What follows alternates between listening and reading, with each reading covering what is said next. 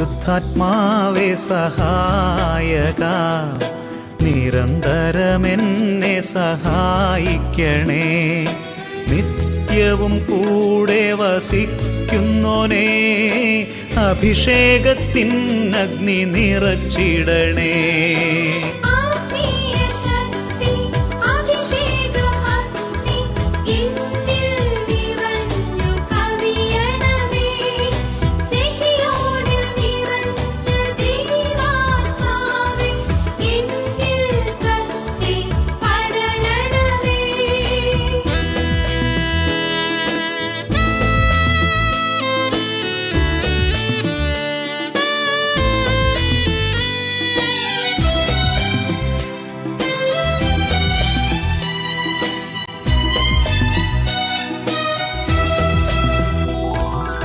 എന്നുള്ളിൽ നിറയുന്ന ദൈവിക ശക്തി ലൗകിക ശക്തിയെ തകർത്തിടുന്നു. പാപനീതി ന്യായ ബോധ്യങ്ങൾ ഹൃത്തിൽ നിറച്ചെന്നെ അഭിഷേകം.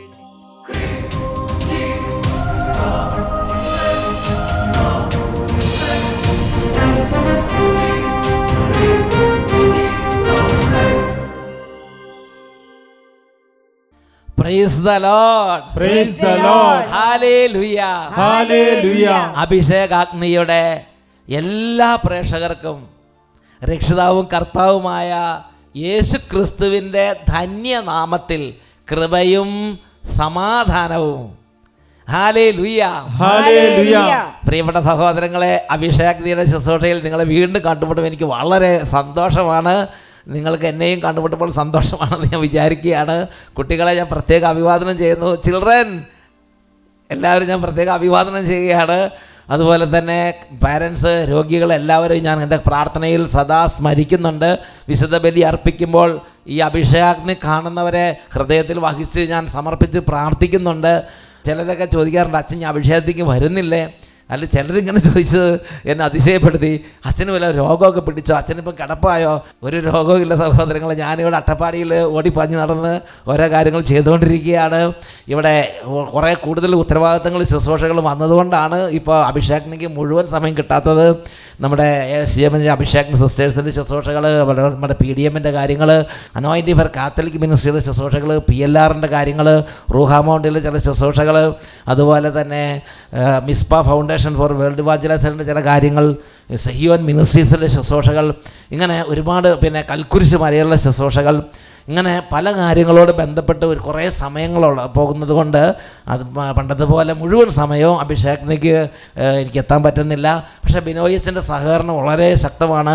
ബിനോയച്ചൻ്റെ ആ കൂട്ടായ്മ അഭിഷേകന് മുടങ്ങാതെ പോകാൻ സഹായിക്കുന്നുണ്ട്.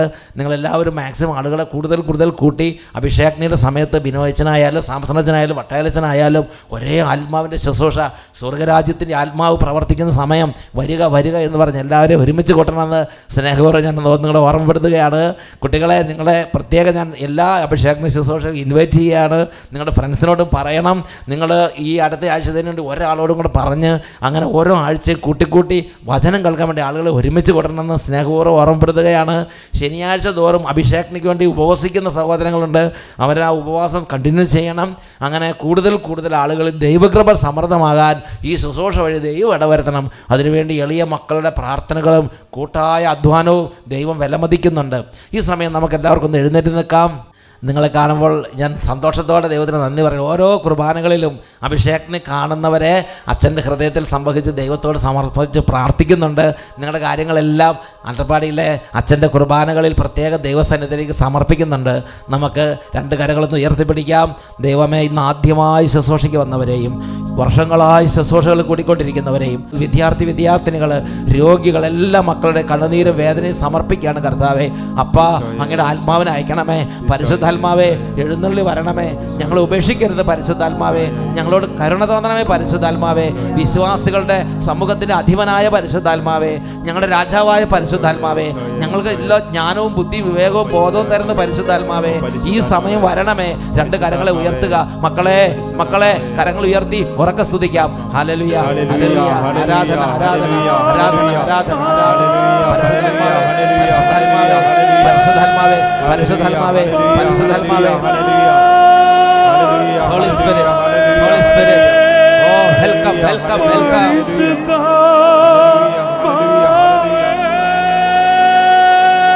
പരിശുദ്ധാത്മാവേ,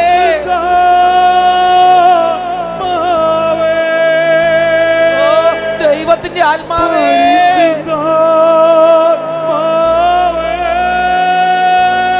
വാഗ്ദാനം ചെയ്യപ്പെട്ട ആത്മാവേ,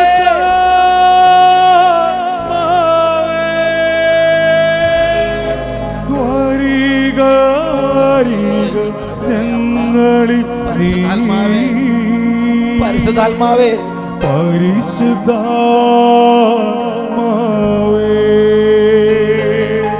വിശ്വാസികൾ തൻ കൂട്ടായ്മയിലെ എഴുന്നള്ളിടണമേ, എഴുന്നള്ളിടണമേ, പരിശുദ്ധാത്മാവേ,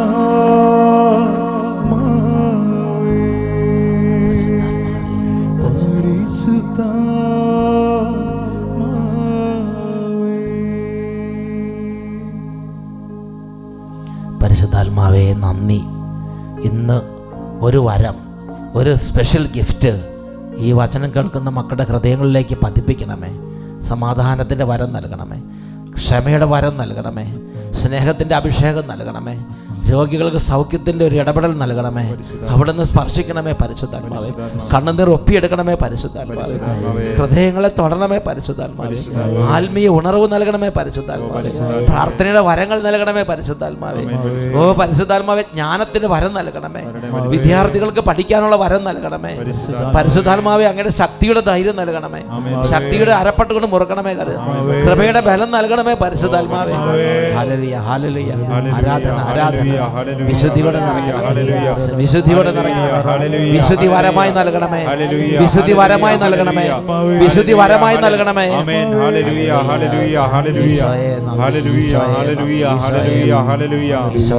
അനുതാപകൃപ നൽകണമേ, അനുതാപകൃപ നൽകണമേ, അനുതപിക്കുന്ന ഹൃദയം നൽകണമേ പരിശുദ്ധാത്മാവേ, അനുതപിക്കുന്ന ഹൃദയം നൽകണമേ പരിശുദ്ധാത്മാവേ. പരിശുദ്ധാത്മാവേ, ഹല്ലേലൂയ, ഹല്ലേലൂയ, ഹല്ലേലൂയ, പരിശുദ്ധാത്മാവേ. പരിശുദ്ധ അമ്മേ, അമ്മ ഞങ്ങൾക്ക് വേണ്ടി പ്രാർത്ഥിക്കണമേ. നിത്യം പിതാവും പുത്രനും പരിശുദ്ധാത്മാവുമായ സർവേശ്വര എന്നേക്കും ആമേൻ, ആമേൻ, ആമേൻ. Praise the Lord, praise the Lord. ദയവേത് എല്ലാവരും അവരവരുടെ സീറ്റുകളിലേക്ക് ഇരിക്കുക. ഇന്ന് നമ്മൾ കേൾക്കാൻ പോകുന്ന വിഷയമാണ് ആത്മീയ ജീവിതം ഒരു പോരാട്ടമാണ്. ആത്മീയ ജീവിതം ഒരു പോരാട്ടമാണ്. വിശുദ്ധ മത്തായിയുടെ സുവിശേഷം 6-ാം അധ്യായം 24-ാമത്തെ തിരുലിഖിതം. 2 യജമാനന്മാരെ സേവിക്കാൻ ആർക്കും കഴിയുകയില്ല, ആർക്കും കഴിയുകയില്ല, ആർക്കും. ഒരു വൈദികനാകട്ടെ, സിസ്റ്ററാകട്ടെ, വിദ്യാർത്ഥിയാകട്ടെ, കുട്ടികളാകട്ടെ, കുഞ്ഞുങ്ങളാകട്ടെ, മുതിർന്നവരാകട്ടെ, വാർദ്ധക്യത്തിലുള്ള രോഗികളാകട്ടെ, 2 യജമാനന്മാരെ സേവിക്കാൻ, അവരുടെ ദാസനായിരിക്കാൻ, അവരുടേതായിരിക്കാൻ ആർക്കും കഴിയുകയില്ല. ഒന്നുകിൽ ഒരുവനെ ദ്വേഷിക്കുകയും അപരനെ സ്നേഹിക്കുകയും ചെയ്യും, അല്ലെങ്കിൽ ഒരുവനെ ബഹുമാനിക്കുകയും അപരനെ നിന്ദിക്കുകയും ചെയ്യും. ദൈവത്തെയും മാമോനെയും സേവിക്കാൻ നിങ്ങൾക്ക് സാധിക്കുകയില്ല. ഒരു കാലത്ത് മാമോനെ സേവിച്ച് ലോകത്തിൻ്റെ അടിമയായി പാപസുഖങ്ങളിൽ മുഴുകി നടന്ന വ്യക്തി ഉണ്ടാകാം. അതിനെ ഉപേക്ഷിക്കുമ്പോൾ ദൈവത്തെ ആരാധിക്കാൻ കഴിയും. പ്രിയപ്പെട്ട സഹോദരങ്ങളെ, ഇപ്പോൾ പാപവഴികളിലൂടെ നടക്കുന്നവരോട് ദൈവത്തിൻ്റെ ആത്മാവ് പറയുകയാണ്, പിന്തിരിയുക, നീ പാപ വഴികളെ ഉപേക്ഷിക്കുക. അപ്പോൾ നിനക്ക് ദൈവത്തെ ആരാധിക്കാൻ കഴിയും. പ്രാർത്ഥിക്കാൻ പറ്റുന്നില്ല, വിശുദ്ധി ജീവിക്കാൻ പറ്റുന്നില്ല, എനിക്ക് വളർച്ചയില്ല, ആത്മീയ വളർച്ചയില്ല, അങ്ങനെ ചിന്തിക്കുന്നവരുണ്ടെങ്കിൽ പ്രിയപ്പെട്ട സഹോദരങ്ങളെ, അതിൻ്റെ ഒരു കാരണം നാം ഈ മാമോൻ ശക്തികളോട്, ലോകശക്തികളോട്, പാപശക്തികളോട്, അന്ധകാര ശക്തികളോട് നാം എതിരിടുന്നില്ല, പോരാട്ടത്തിൽ ഏർപ്പെടുന്നില്ല, യുദ്ധത്തിൽ ഏർപ്പെടുന്നില്ല എന്നുള്ളതാണ്. യുദ്ധത്തിൽ ഏർപ്പെടാതെ അതിനെ ഇതിനെല്ലാം ഒരുമിച്ച് കൊണ്ടുപോകുന്ന വിശ്വാസികളുടെ ജീവിതം ഏറ്റവും അവസാനം വിളക്കിൽ എണ്ണ കരുതാത്ത 5 കന്യകമാർക്ക് സദൃശം. ഇവിടെ നമുക്ക് പൊരുത്തപ്പെട്ട് ജീവിക്കാൻ പറ്റും, എല്ലാത്തിനോടും അഡ്ജസ്റ്റ് ചെയ്ത് ജീവിക്കാൻ പറ്റും, എല്ലാത്തിനും ഒരുമിച്ച് സമരസപ്പെടുത്തി എല്ലാത്തിനും ഒരുമിച്ച് കൊണ്ടുപോകാൻ നമ്മൾ ഒരു പക്ഷേ വിജയിച്ചേക്കാം. പക്ഷേ ന്യായാധിപൻ്റെ മുമ്പിൽ നിൽക്കുമ്പോൾ വിളക്കിൽ എണ്ണ കരുതാത്ത വിവേകരഹിതകളായ 5 കന്യകമാരെ പോലെ നാം വേവലാതിപ്പെട്ട് വിരളപ്പെട്ട് ഒരുപാട് ഭയപ്പെട്ട് ഭയചകിതരായി നാം തിരസ്കരിക്കപ്പെടുന്ന ആ മഹാദുരന്തത്തിൽ ചെന്ന് നിബന്ധിക്കാൻ സാധ്യതയുണ്ട്. അതുകൊണ്ട് ദൈവത്തിൻ്റെ പരിശുദ്ധാത്മാവ് ഇന്ന് എല്ലാ കുഞ്ഞുങ്ങളെയും വിളിക്കുകയാണ്, യുവതീവാക്കന്മാരെ വിളിക്കുകയാണ്, കുടുംബങ്ങളെ വിളിക്കുകയാണ്. 1 തിമോത്തിയോസ് 1-ാം അധ്യായം 18 മുതൽ 20 വരെ വാക്യങ്ങൾ. 1 Timothy chapter 1 verses 18 to 20. അവിടെ നമ്മൾ വായിക്കുന്നത് ഇങ്ങനെയാണ്: എൻ്റെ മകനായ തിമോത്തിയോസേ, ഓ മൈ ബിലവഡ്, എൻ്റെ സ്വന്തം എൻ്റെ മകനായ തിമോത്തിയോസേ എന്ന് പൗലോസ് അപ്പോസ്തലൻ തിമോത്തിയെ വിളിക്കുകയാണ്. എന്നിട്ട് തിമോത്തിയോട് ഹൃദയത്തിൻ്റെ ഉള്ളിൽ നിന്ന് ഒരു ആത്മീയ അന്തർരഹസ്യം, തിമോത്തിയോസ്, എൻ്റെ മകനെ, എൻ്റെ തിമോത്തിയോസേ എന്ന് പറഞ്ഞ് പൗലോസ് അപ്പോസ്തലൻ ഒരു കാലം ഒരു വലിയ യുഗം, ഒരു ആയുസ് മുഴുവൻ പഠിച്ച ഒരു ആത്മീയ രഹസ്യം സ്വന്തമായ തിമോത്തി എന്ന ശിഷ്യന് പറഞ്ഞു കൊടുക്കുകയാണ്. നിന്നെക്കുറിച്ച് നേരത്തെ ഉണ്ടായിട്ടുള്ള പ്രവചനങ്ങൾക്കനുസൃതം വിശ്വാസത്തോടും നല്ല മനസാക്ഷിയോടും കൂടെ നന്നായി പോരാടുന്നതിനുള്ള ചുമതല നിന്നെ ഞാൻ ഭരമേൽപ്പിക്കുന്നു. ഓ, ഇതൊരു പ്രധാന കാര്യമാണ്.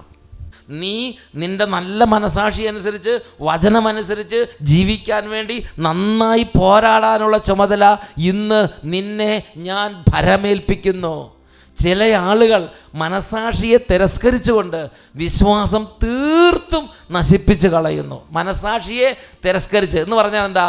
ഒരു പാപവും ഒരു വിശുദ്ധ ജീവിതം ഇരിക്കുകയാണെങ്കിൽ നമ്മൾ വിശുദ്ധ ജീവിതത്തെ തിരസ്കരിച്ച് പാപത്തെ സ്വീകരിക്കുമ്പോൾ നമ്മുടെ മനസ്സിനെ വെള്ളമൊഴിച്ച ദൈവം തന്ന ആത്മീയ ജ്വലനമുള്ള മനസ്സിനെ പച്ചവെള്ളം തീ കെടുത്തുന്ന പോലെ കെടുത്തി കളയുകയാണ്, നശിപ്പിച്ച് കളയുകയാണ്. കൃപ നശിപ്പിച്ച് കളയുകയാണ്, വിശ്വാസം നശിപ്പിച്ച് കളയുകയാണ്, പ്രാർത്ഥനാ ജീവിതം നശിപ്പിച്ച് കളയുന്ന ആളുകളുണ്ട്. ഹ്യൂമേനയോസും അലക്സാണ്ടറും അക്കൂട്ടത്തിൽപ്പെടുന്നു. അവർ ദൈവദൂഷത്തിൽ നിന്ന് പിന്മാറേണ്ടതിന് ഞാൻ അവരെ സാത്താന് വിട്ടുകൊടുത്തിരിക്കുകയാണ്. പ്രിയപ്പെട്ട ദൈവമക്കളെ, വേറൊരു വാക്കിൽ പറഞ്ഞാൽ നമ്മുടെ ജീവിതത്തിൽ നമ്മുടെ മനസ്സിലുള്ള ആത്മീയ ഉണർവിനെ തിരസ്കരിച്ച് പാപസുഖങ്ങളെ സ്വീകരിച്ച് ജീവിക്കുന്ന വഴികളിലൂടെ നടക്കുകയും ചെയ്യാം, പ്രാർത്ഥനയ്ക്ക് വന്നിരിക്കുകയും ചെയ്യാം. നമ്മൾ അങ്ങനെയൊക്കെ നടന്ന് നമ്മൾ പ്രാർത്ഥനയ്ക്ക് വന്നിരിക്കും, നമ്മൾ അങ്ങനെയൊക്കെ നടന്ന് നമ്മൾ പള്ളിയിൽ വന്നിരിക്കും, പക്ഷേ നമുക്കൊന്നും കിട്ടുന്നില്ല. യൂക്കാറ്റ് 505-ാമത്തെ പാരഗ്രാഫിൽ വിശുദ്ധ അഗസ്തീനോസ് ഈ കാര്യത്തെക്കുറിച്ച് പറയുന്നുണ്ട്. നാം ജീവിക്കുന്നിടത്തോളം കാലം യുദ്ധം ചെയ്യണം. ഒരു spiritual war, there is A compact, ഒരു സ്പിരിച്വൽ വാർ, ഒരു ആത്മീയ യുദ്ധം, ഒരു അവസാന സെക്കൻഡിൽ ഒരു ആത്മീയ പോരാട്ടമുണ്ട്. ദൈവത്തിനായി വ്യക്തമായി തീരുമാനമെടുക്കുന്ന സെക്കൻഡ് തൊട്ട് ലാസ്റ്റ് ബ്രത്ത് വരെ ഒരു ആത്മീയ പോരാട്ടമുണ്ട്. അവസാന ശ്വാസം വരെ ഒരു പോരാട്ടത്തിന് ഞാൻ നിങ്ങളും തയ്യാറാകണം. നമ്മൾ വിശുദ്ധനായി എല്ലാം കൃപ തികഞ്ഞു, ഞാൻ കർത്താവിൻ്റെ അപ്പസ്തലനാണ്, ഞാൻ ടോപ്പായി, അങ്ങനെ ചിന്തിച്ച് ഇരിക്കാൻ പറ്റിയൊരു നേരമില്ല. അപ്പോഴും പോരാട്ടമുണ്ട്.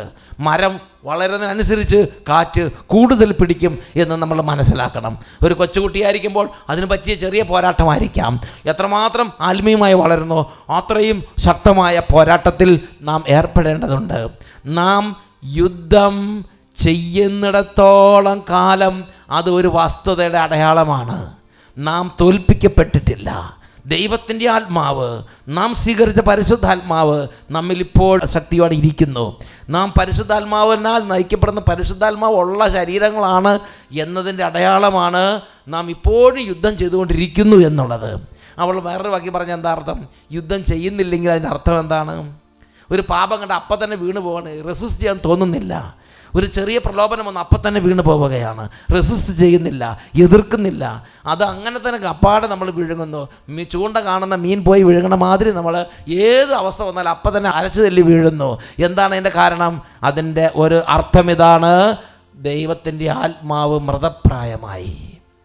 ദൈവത്തിൻ്റെ ആത്മാവ് നമ്മിൽ മൃതപ്രായമായി. ദൈവത്തിൻ്റെ ആത്മാവിനെ നമ്മൾ നിർവീര്യമാക്കി കഴിഞ്ഞു. ഇപ്പോൾ ദൈവത്തിൻ്റെ ആത്മാവ് പ്രവർത്തനം നിരതനല്ല. ദൈവത്തിൻ്റെ ആത്മാവ് പ്രവർത്തന നിരതനാണ്. എൻ്റെ ഉള്ളിൽ, എൻ്റെ ജീവിതത്തിൽ ദൈവത്തിൻ്റെ ആത്മാവ് പ്രവർത്തിക്കുന്നുണ്ട്, അത് ജീവനോടെ ഇപ്പോഴും ഞാൻ സൂക്ഷിക്കുന്നുണ്ട് എന്നതിൻ്റെ ഒരടയാളമാണ് നമുക്ക് ആത്മീയ യുദ്ധം ചെയ്യാൻ തോന്നും. ആത്മീയ കാര്യങ്ങൾക്ക് തടസ്സം വരുന്നതിനെ, വിശുദ്ധിക്ക് എതിരായി വരുന്നതിനെ, വിശ്വാസത്തിന് എതിരായി വരുന്നതിനെ, പ്രാർത്ഥനയ്ക്ക് എതിരായി വരുന്നതിനോട് നമുക്ക് എതിർത്ത് നിന്ന് പ്രാർത്ഥിക്കാൻ തോന്നും. മരണം നിന്നെ വിജയിച്ചവനായി കണ്ടുമുട്ടുന്നില്ലെങ്കിൽ അവൻ നിന്നെ ഒരു പടയാളിയായി കണ്ടുമുട്ടണം. അഗസ്തീനോസ് പറയാണ്, മരിക്കുന്ന സമയത്ത് ദൈവം കിരീടമായിട്ട് വരുമ്പോൾ നീ വിജയി ആയിട്ടില്ലെങ്കിൽ, നീ വിജയിച്ചവനായി കാണുന്ന ഒരു അവസ്ഥയിൽ എത്തിയിട്ടില്ലെങ്കിൽ പേടിക്കണ്ട, നീ യുദ്ധം ചെയ്തവനായി കണ്ടാൽ മതി, നിനക്ക് കിരീടമുണ്ട്. ഫൈറ്റ് ചെയ്തുകൊണ്ടേയിരിക്കുക. മരണം നിന്നെ വിജയിച്ചവനായി കണ്ടുമുട്ടുന്നില്ലെങ്കിൽ അവൻ നിന്നെ ഒരു പടയാളിയായി, ഒരു ആത്മീയ പോരാട്ടം നടത്തുന്ന ഒരു വ്യക്തിയായി, നീ വിശ്വാസത്തിന് വേണ്ടി സ്ഥിരോത്സാഹത്തോടെ അധ്വാനിക്കുന്നൊരു വ്യക്തിയായി, പ്രാർത്ഥന ചെയ്യാൻ പറ്റുന്നില്ല പക്ഷെ പ്രാർത്ഥിക്കാൻ വേണ്ടി അധ്വാനിക്കുന്നു, വിശ്വസിക്കാൻ പറ്റുന്നില്ല പക്ഷെ വിശ്വസിക്കാൻ വേണ്ടി കർത്താവിനെ വിളിച്ചപേക്ഷിച്ച് കർത്താവിൻ്റെ സഹായത്തോടെ യുദ്ധം ചെയ്യുന്നു, നീ ക്ഷമിക്കാൻ പറ്റുന്നില്ല പക്ഷേ കർത്താവിൻ്റെ സഹായത്തോടെ ക്ഷമിക്കാൻ വേണ്ടി യുദ്ധം ചെയ്യുന്നു, ശ്രമിച്ചുകൊണ്ടിരിക്കുന്നു. നിന്നെ ഒരു പടയാളിയായി, ശ്രമിച്ചുകൊണ്ടിരിക്കുന്നവനായി, അധ്വാനിച്ചുകൊണ്ടിരിക്കുന്നവനായി മരണസെക്കൻഡിൽ പോലും കണ്ടെത്തണം എന്ന് വിശുദ്ധ അഗസ്തീനോസിലൂടെ ദൈവത്തിൻ്റെ ആത്മാവ് പഠിപ്പിക്കുകയാണ്. യുകാറ്റ് യുവജന മതബോധന ഗ്രന്ഥം സഭയുടെ യുവജനങ്ങൾക്ക് വേണ്ടി മാർപ്പാപ്പ ബെനഡിക്റ്റ് മാർപ്പാപ്പയുടെ പ്രത്യേക ഒരു ഉത്സാഹത്തിൽ നൽകപ്പെട്ടിരിക്കുന്ന ഒരു പ്രബോധന ഗ്രന്ഥമാണ് യുകാറ്റ്. അതിൽ 505 പാരഗ്രാഫ് വിശ്വാസത്തിലും ദൈവസ്നേഹത്തിലുമുള്ള വളർച്ചയെ എല്ലാ കാലത്തെയും ആത്മീയ ഗുരുക്കന്മാർ വിവരിച്ചിട്ടുള്ളത് ആധ്യാത്മികമായ ജീവൻ മരണ സമരമായാണ്. ലൈഫ് ആൻഡ് ഡെത്ത് പോരാട്ടം, ലൈഫ് ആൻഡ് ഡെത്ത് കോമ്പാറ്റ്, ജീവൻ മരണ സമരമായാണ്. പടക്കളം എവിടെയാണ്? യുദ്ധഭൂമി എവിടെയാണ്? മനുഷ്യൻ്റെ ആന്തരിക മനസ്സ്, ആന്തരിക ജീവിതമാണ് പടക്കളം. ഒരു പടക്കളത്തിൻ്റെ ഉടമയാണ് നമ്മൾ. ഒരു ആന്തരിക യുദ്ധം. നമ്മൾ ഭക്ഷണത്തിന് ചെന്നിരിക്കുമ്പോൾ ഒരു ആന്തരിക യുദ്ധം അവിടെ നടക്കുന്നുണ്ട്. എല്ലാ സമയത്തും നമ്മൾ ഇരിക്കുമ്പോഴും എഴുന്നേൽക്കുമ്പോഴും കുടിക്കുമ്പോഴും തിന്നുമ്പോഴും കിടക്കുമ്പോഴും ഉറങ്ങുമ്പോഴും വിശ്രമിക്കുമ്പോഴും പ്രാർത്ഥിക്കുമ്പോഴും എപ്പോഴും ബൈബിൾ വായിക്കുമ്പോഴും കുർബാനയ്ക്ക് നിൽക്കുമ്പോഴും എപ്പോഴും ഒരു ആധ്യാത്മിക ജീവൻ മരണ സമരം നടന്നുകൊണ്ടിരിക്കുകയാണ്. അവിടെ പോരാട്ടം നടക്കുന്നുണ്ടോ? ആധ്യാത്മികമായ ജീവൻ മരണ സമരമാണ് ആത്മീയ ജീവിതം എന്ന് പറയുന്നത്. ക്രൈസ്തവൻ്റെ ആയുധം പ്രാർത്ഥനയാണ്. സ്വാർത്ഥം കൊണ്ട് നമുക്ക് വേണമെങ്കിൽ പരാജയപ്പെടാം. സ്വാർത്ഥം കൊണ്ട് എന്ന് പറഞ്ഞാൽ എന്താണ്? ഇപ്പം നമ്മളൊരു കാര്യം തീരുമാനമെടുത്തു, എല്ലാ ദിവസവും വെളുപ്പിനെ 5 മണിക്ക് എഴുന്നേറ്റ് പ്രാർത്ഥിക്കണം. അങ്ങനെ പിറ്റേ ദിവസം കൃത്യം 5 മണി സമയമാകുമ്പോൾ പതിവില്ലാത്ത നല്ല കുളിര്, നല്ല തണുപ്പ്, ഉറങ്ങാൻ പറ്റിയ അന്തരീക്ഷം. അതുവരെ ഒരു കുഴപ്പമുണ്ടല്ലോ. അന്ന് പ്രത്യേകമായി ഉറക്കത്തിന് പറ്റിയ എന്തായി ഒരു പോരാട്ടമാണ്. ഇന്ന് വേണ്ട, നാളെ തൊട്ട് തുടങ്ങാം, അല്ലെങ്കിൽ കുറച്ച് കഴിഞ്ഞ് എഴുന്നേൽക്കാം. തീരുമാനം നമ്മൾ പരാജയപ്പെട്ടാൽ അവിടെ ഒരു തോൽവിയാണ്. പടക്കളം മനുഷ്യൻ്റെ ആന്തരിക ജീവിതമാണ്. സ്വാർത്ഥം കൊണ്ട് നമുക്ക് വേണമെങ്കിൽ പരാജയപ്പെടാം. വിലയില്ലാത്ത വസ്തുക്കളിൽ നമ്മെ നഷ്ടപ്പെടുത്തുകയും ചെയ്യാം. അല്ലെങ്കിലോ നമുക്ക് അവിടെ വെച്ച് ദൈവത്തെ നേടാം, ദൈവത്തിൻ്റെ സ്വന്തമാകാം, ദൈവത്തിൻ്റെ കൂടെ ആയിരിക്കാൻ കഴിയും. വിജയിക്കുന്നവൻ, ആധ്യാത്മിക ജീവിതത്തിൽ വിജയിക്കുന്നവനാണ് അടുത്ത സ്റ്റെപ്പുള്ളത്.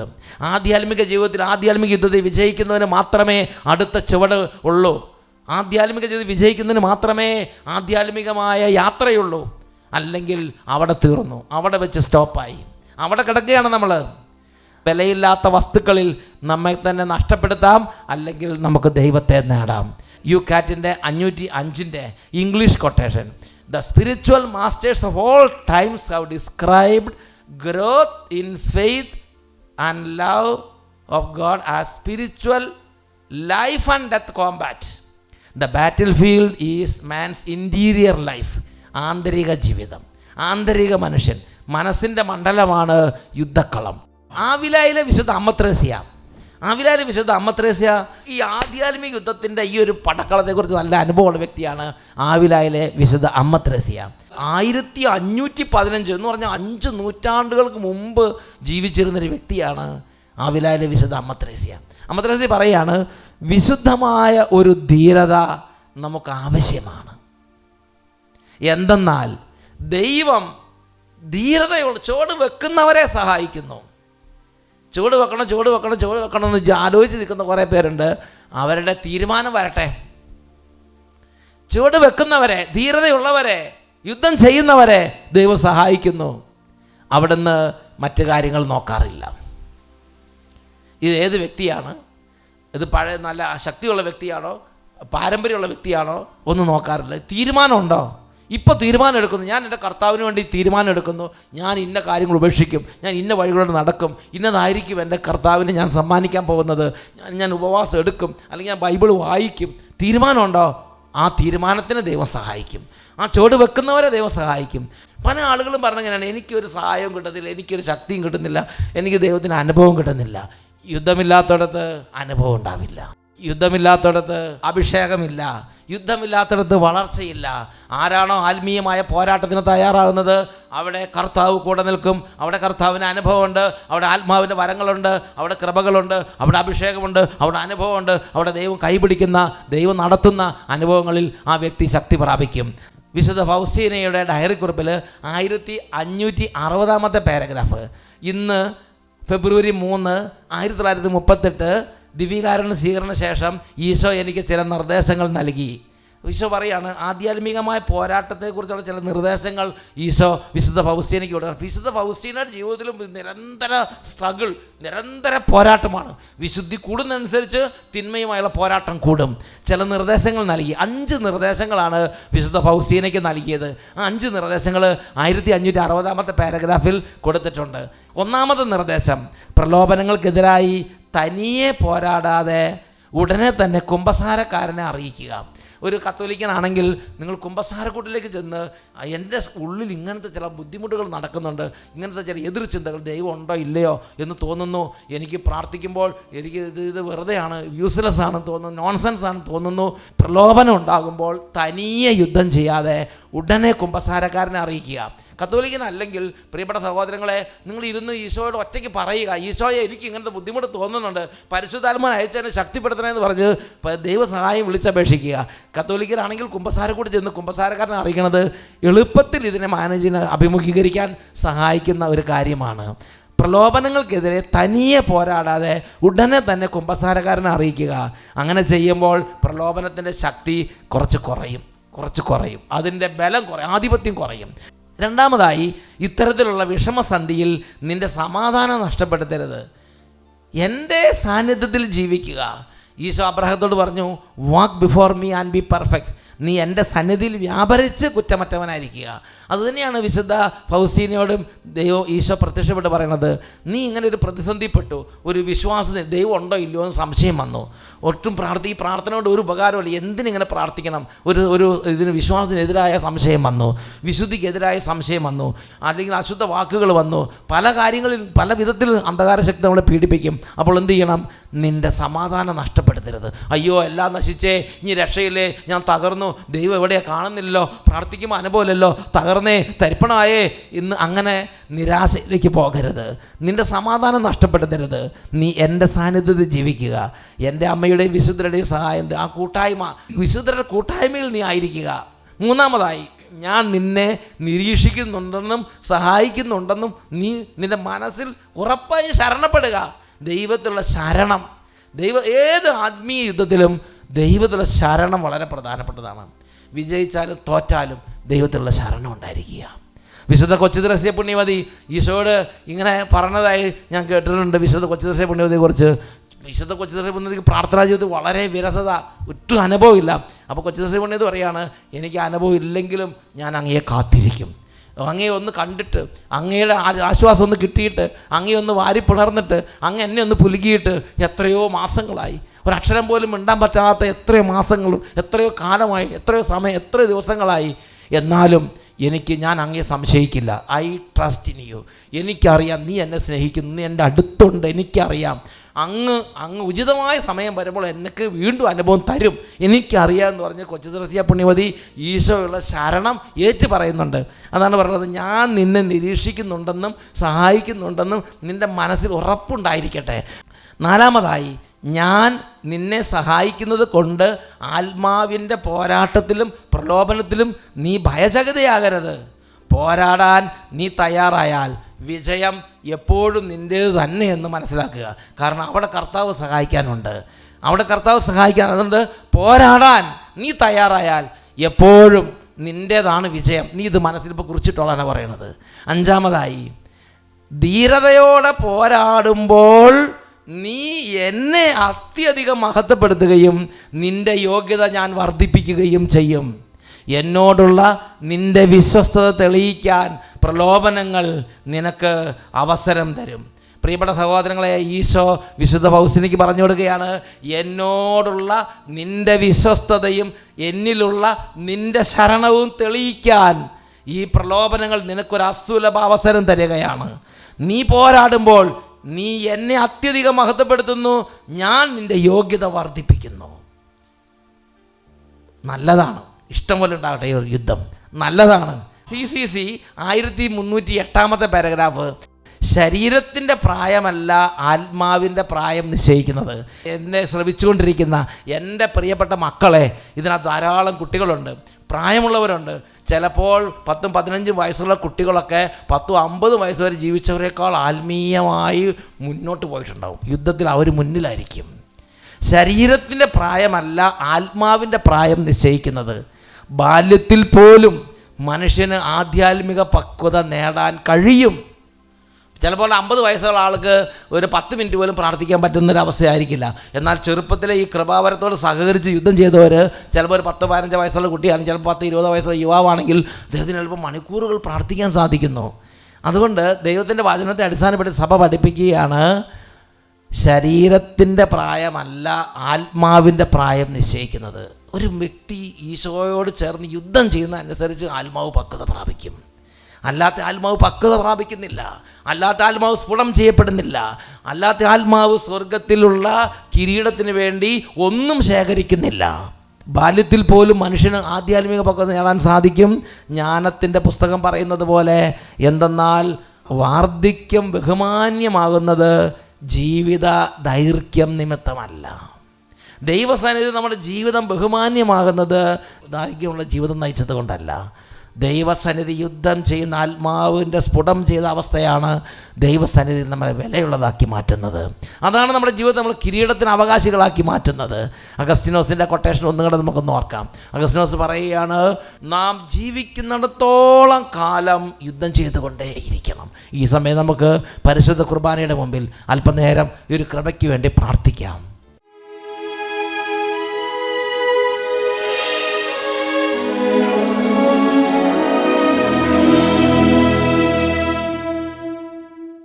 പ്രിയപ്പെട്ട ദൈവമക്കളെ, ദിവ്യകാരുണ്യ രാജാവിൻ്റെ മുമ്പിൽ, നമ്മുടെ ജീവിക്കുന്നവനായ ഈശോയുടെ മുമ്പിൽ, എൻ്റെ ഈശോയുടെ മുമ്പിൽ നമുക്ക് ഓരോരുത്തർക്കും ഒത്തിരി സ്നേഹത്തോടെ പറയാം, എൻ്റെ ഈശോയെ എന്ന് വിളിച്ച് നമുക്ക് പ്രാർത്ഥിക്കാം. ഈശോ നമുക്ക് വാഗ്ദാനം നൽകിയിരിക്കുന്ന ഒന്നാണ് പരിശുദ്ധാത്മാവ്. ഈ പരിശുദ്ധാത്മാവാണ് ധൈര്യം നൽകുന്നത്. ധീരതയോടെ യുദ്ധം ചെയ്യാൻ നമ്മളെ സഹായിക്കുന്നത് പരിശുദ്ധാത്മാവാണ്. ദിവ്യകാരുണ്യ ആശീർവാദം നൽകപ്പെടുന്ന സമയത്ത് ഓരോ കുടുംബങ്ങളെ ആശീർവദിക്കാൻ പോവുകയാണ്. ഓരോ കുടുംബങ്ങളെ ആശീർവദിച്ചുകൊണ്ടുള്ള ആരാധനയാണിത്. ഈ സമയം ബലഹീനരായവർ, തളർന്നു പോയവർ, യുദ്ധത്തിൽ മുറിവേറ്റവർ, വീണ് കിടക്കുന്നവർ, വേദനിക്കുന്ന എല്ലാവരുടെ മേലും കിഴക്ക് നിന്നും പടിഞ്ഞാറ് നിന്നും തെക്ക് നിന്നും വടക്ക് നിന്നും ദൈവത്തിൻ്റെ ആത്മാവ് വന്ന് ആവസിക്കണം, വീണ്ടും ശക്തി പ്രാപിക്കണം. അതിന് തക്കവണ്ണം ദൈവത്തിന് ഇടപെടാൻ കഴിയും. എസെക്കിയേലിൻ താഴ്വരയിൽ അസ്ഥികളുടെ ആ ഒരു പൊടി കഷ്ണങ്ങൾ ഉണ്ടായിരുന്നു, അതിൻ്റെ പോലും ദൈവത്തിൻ്റെ ശക്തി ചൈതന്യം വന്ന് ഇറങ്ങി. അതൊരു സൈന്യം പോലെ എഴുന്നേറ്റ് നിന്നു. അത് ചലിക്കാൻ തുടങ്ങി, ഒരു സൈന്യം പോലെ നീങ്ങാൻ തുടങ്ങി. കരങ്ങൾ ഉയർത്തിപ്പിടിക്കുക, ഉച്ചത്തിൽ സ്തുതിക്കുക. ലോകത്തിൻ്റെ എല്ലാ ഭാഗങ്ങളിലേക്ക് ദൈവത്തിൻ്റെ അരൂപി പറന്നിറങ്ങട്ടെ. ദൈവത്തിൻ്റെ ആത്മാവ് കുടുംബങ്ങളിലേക്ക് പകർന്നിറങ്ങട്ടെ. നിരാശ ബാധിച്ച ആത്മാക്കളിലേക്ക് പറന്നിറങ്ങട്ടെ. പാപത്തിൽ വീണുപോയ ആത്മാക്കളിലേക്ക് പറന്നിറങ്ങട്ടെ. അനുതാപം നഷ്ടപ്പെട്ട ഹൃദയങ്ങളിലേക്ക് പറന്നിറങ്ങട്ടെ. കരങ്ങളെ ഉയർത്തുന്നു, ഉച്ചത്തിൽ സ്തുതിക്കുന്നു. Hallelujah, hallelujah. ആത്മാവേ, ആത്മാവേ, ആത്മാവേ, പരിശുദ്ധ